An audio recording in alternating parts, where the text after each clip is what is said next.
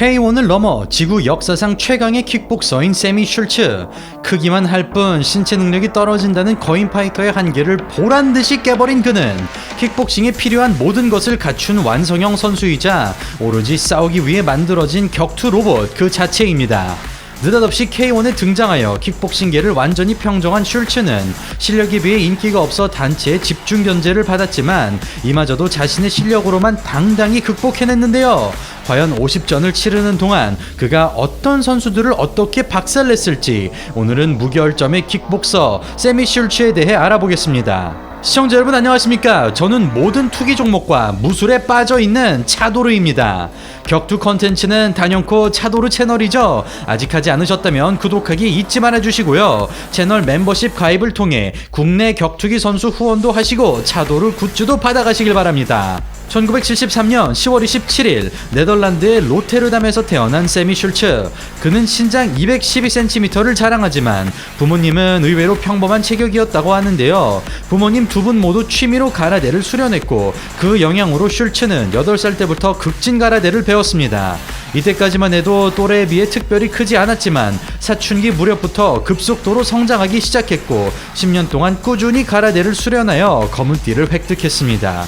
그렇게 성인이 되자 가라데 선수의 길을 걷게 된 슐츠. 그는 틈틈이 배운 복싱과 유도를 가라데에 접목시켜 까다로운 스타일을 구축했고 외국인 신분으로는 18년 만에 일본 대회에서 우승을 차지했습니다. 그리고 슐츠는 이 대회에서 운명적인 상대를 만나게 되는데요. 당시 관중석에서 지켜보던 야마다 마나부 선수가 슐츠에게 MMA로 한번 붙어보자고 도발을 합니다. 곧바로 두 선수의 시합이 판크라스에서 추진되고 이 계기로 슐츠는 가라데 선수에서 격투기 선수로 전향을 하게 됩니다. 격투기 경험이 없던 슐츠에 비해 이미 29전의 전적과 스즈키 미노루, 프랭크 샴락 등 세계 정상급의 선수들을 꺾은 바 있던 야마다 마나부. 그런 베테랑을 상대로도 슐츠는 무시무시한 기량을 보여줍니다. 압도적인 체격을 앞세워 태클을 모조리 저지한 그는 살벌한 니킥 연타로 전위를 꺾어버리고 안정적인 그라운드 컨트롤을 통해 완전히 잠식하면서 1라운드 만에 백초크로 승리를 거둡니다. 이런 걸 요새 말로 재능충이라고 하던가요? 격투기 데뷔 전부터 대어를 낚아버린 슐츠. 현재에 비해 평균 체격이 크지 않았던 격투기판에서 유일한 거인 선수로 주목받게 된 슐츠. 그는 데뷔 전 승리를 기점으로 판크라스에서 꾸준히 시합을 이어가고 5년 동안 17승 9패를 기록하며 무제한급 챔피언에 오릅니다. 그리고 이 과정에서 그는 타격 기술을 비약적으로 발전시키는데요. 푸시킥과 잽의 빈도를 높여 거리의 이점을 10분 활용한 슐츠는 가라데와 복싱, 킥복싱을 섞어 기술적인 타격가로 성장하고 UFC에서 피트 윌리엄스를 꺾어내며 상위 레벨의 선수로 발돋움합니다. 비록 테이크다운 방어라는 뚜렷한 약점이 존재하고 있었지만 스탠딩 타격전만큼은 누구에게도 밀리지 않았던 슐츠. 판크라스와 UFC를 지나 프라이드에 진출한 그는 쇼지 아키라, 사타케 마사아키, 타카야마 요시히로를 차례대로 제압하면서 효도로의 프라이드 데뷔전 상대로 낙점됩니다. 하지만 슐츠는 효도로의 레슬링에 속수무책으로 당하고 마는데요. 타격의 극대화된 높은 스탠스는 테이크다운 방어에 너무나 취약했고 3라운드 내내 같은 장면을 되풀이하며 무기력한 패배를 맞이합니다. 그 뒤 호드리고 노게이라에게 트라이앵글 초크로 조시 바넷에게 안바로 패배한 슐츠. 그는 세르게이 하리노토프를 만나 피투성이가 될 때까지 구타를 당하면서 MMA 선수로서는 일정 수준 이상을 올라서지 못합니다. 그렇게 저점이 높은 대신 고점이 낮았던 슐츠는 점점 스타 파이터를 받쳐주는 먹잇감으로 전락하고 있었는데요. 선수로서의 전망이 그리 밝지 않던 슐츠에게 새로운 활로를 뚫어준 것은 바로 킥복싱이었습니다. 2002년 4월 40전의 무사시를 상대로 K1 데뷔전을 치른 슐츠. 그래플링 향상을 위해 근육 증량에 많은 시간을 투자했던 그는 더 이상 마른 몸을 가진 거인 파이터가 아니었고 위에서 내려찍는 듯한 잽은 웬만한 선수의 스트레이트보다 강력했습니다. 그리고 슐츠는 한동안 킥복싱과 MMA를 병행하기 시작하는데요. 프라이드에서 승패를 반복하던 이때 그는 어네스트 후스트와 무승부를 마이클 맥도날드에게 승리를 기록했고 레미 본야스키를 일방적으로 박살내면서 초반부터 심상치 않은 느낌을 자아냈습니다. 마침 K1과 프라이드의 갈등으로 두 단체 병행이 쉽지 않아진 슐츠. 그리고 그는 코치들과 깊은 대화를 나눈 끝에 킥복싱에 몰두하기로 결정합니다. 그리고 이 결정은 신의 한 수로 나타났죠. 때는 2005년 3월 마찬가지로 거인 파이터인 몬타나 실바를 상대한 슐츠. 로킥 한 방으로 무참하게 쓰러뜨린 KO 장면은 바야흐르 슐츠의 시대가 열렸음을 의미하고 있었습니다. 그로부터 2달 뒤 3경기 연속 KO 승리를 거두며 원데이 토너먼트에서 우승을 거머쥔 슐츠. 그는 글라우베 페이토자를 꺾어내며 무차별급 토너먼트인 월드 그랑프리 본선 티켓을 획득하고 이어지는 토너먼트 8강에서 레이세포를 만납니다. 스타파이터와 그렇지 않은 선수들 간의 격차가 극명하게 벌어졌던 당시 매해마다 비슷한 선수들이 월드 그랑프리 무대를 장식했던 K1. 세대 교체가 너무나 느린 상황에서 갑작스런 슐츠의 등장은 다소 뜬금없는 것이 사실이었고 제롬 르 벤너 같은 간판 스타가 우승하는 것이 대부분이 원하던 그림이었습니다.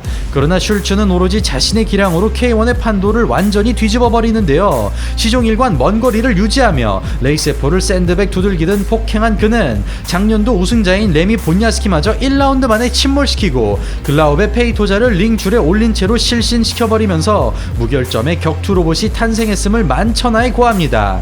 212cm의 우월한 신장과 130kg을 넘나드는 몸무게, 조기 교육으로 다져진 가라데와 MMA에서 쌓아온 수많은 경험, 거임에도 불구하고 신체를 자유자재로 다룰 수 있는 근력과 유연성을 모두 겸비한 슐츠.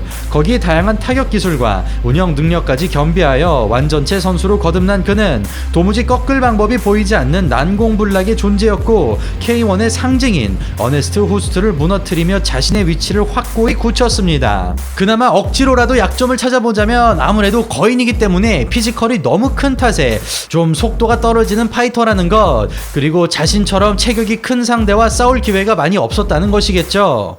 바로 이 점을 공략한 피터 아츠와 최용만 선수에게 판정패를 당하지만 그렇다고 해서 슐츠에 대한 해법이 등장한 것은 아니었습니다.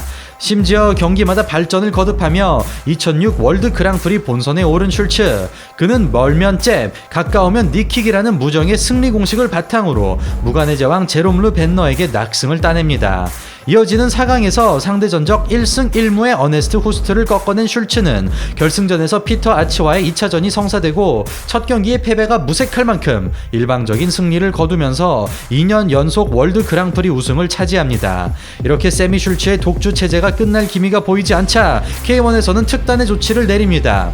당시 무제한급에서는 슐츠가 경량급인 K1 맥스에서는 뿌아까오가 모조리 집어삼키고 있었지만 실력에 비해 인기가 떨어지는 데다가 스타파이터들의 앞길을 막는 두 선수는 단체 입장에서는 그리 달가운 존재가 아니었던 것이죠. 그런 이유로 K1에서는 빰 클린치 니킥 제한, 그리고 프론트킥 연속 공격 금지라는 좀 지금 생각해보면 말도 안 되는 룰을 도입합니다.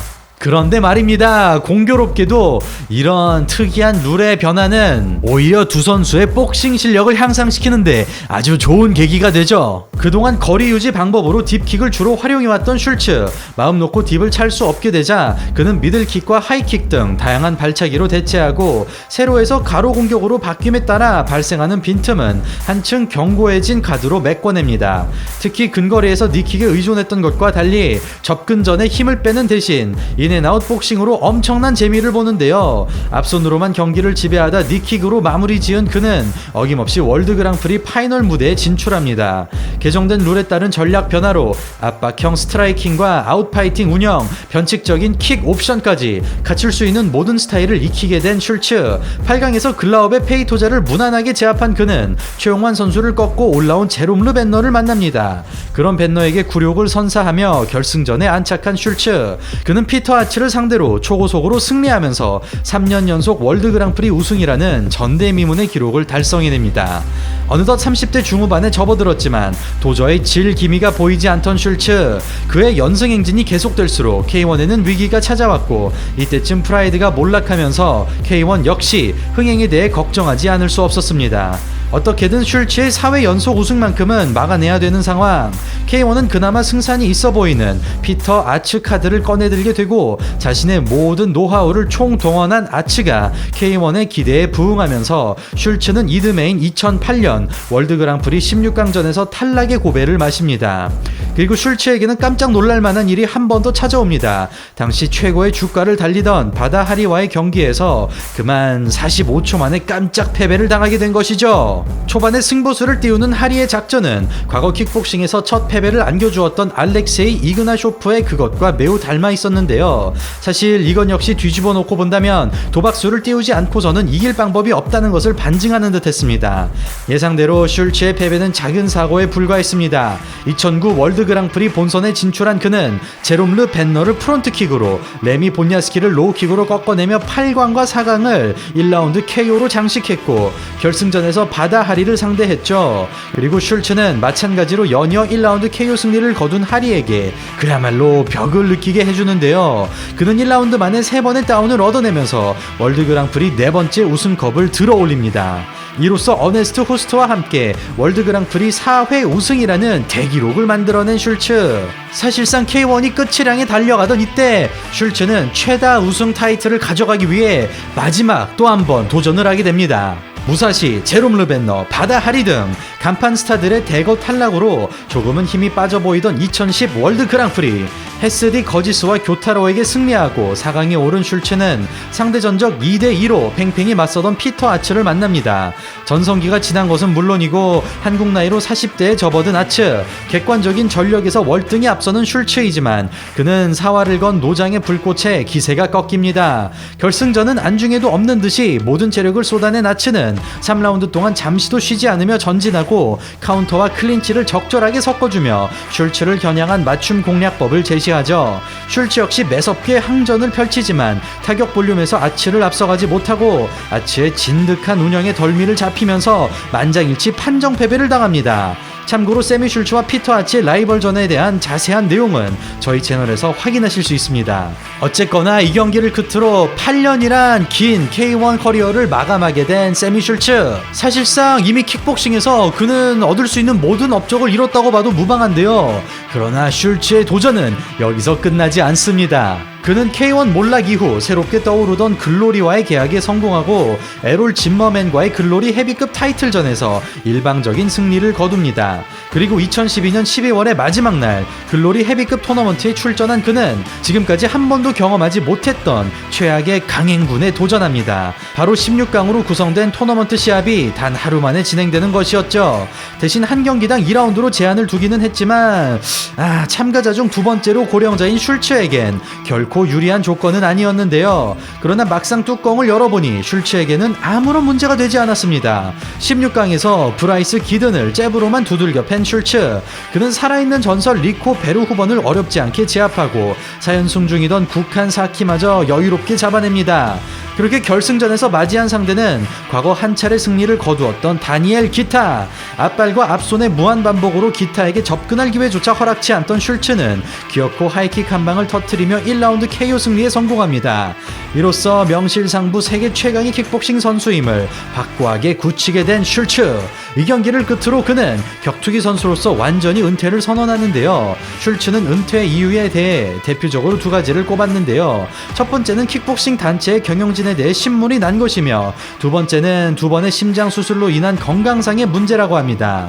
네, 오늘은 지구상 최고의 킥복서로 평가받는 거인 파이터 세미 슐츠에 대해 알아보았습니다. 현재 슐츠는 네덜란드에서 격투기 도장과 가라데 도장을 운영하고 있으며 또 격투기 단체에서 다양한 임무를 수행하고 있다고 하는데요. 또 저 개인적으로 좀 놀라운 점은 슐츠가 선수 생활 동안 단 한 번도 논란이나 좀 구설수에 오른 적이 없으며 또 40년 동안 한결같은 헤어스타일을 보면 참 슐츠가 얼마나 꼼꼼하고 꿋꿋한 성품을 갖고 있는지 또 이렇게 엿볼 수 있는 것 같습니다. 자, 어쨌든 오늘 차도르 채널에서 진행한 세미 슐츠 특집은 여기서 마무리하도록 하고요. 저는 조만간 더욱더 재밌고 알찬 격투기 영상으로 인사드리겠습니다.